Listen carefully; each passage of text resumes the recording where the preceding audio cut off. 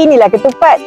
Inilah rendang. Macam mana makanan favourite kita pada hari raya ni masuk dalam kita punya sistem pencernaan. Mula-mula makanan akan masuk ke dalam kita punya mulut, lepas tu terus ke esophagus ataupun saluran pemakanan kita. Kemudian makanan akan masuk ke dalam kita punya perut pula. Dekat perut pula dia akan mencerna menjadi saiz yang lebih kecil yang kita panggilkan. Ambil masa 4 jam tau untuk dia transfer pula kepada sistem yang seterusnya, iaitu usus kecil. Korang tahu tak, usus kecil dengan usus besar tu panjang dia lebih kurang 1 court badminton. Dekat situlah berlakunya penyerapan nutrien, zat-zat makanan kita. Kemudian dia akan masuk ke dalam sel darah merah untuk jadikan tenaga kat badan kita semua. Last sekali, mana yang dah tak perlu akan dibuang melalui kita punya dubur yang kita panggil feces.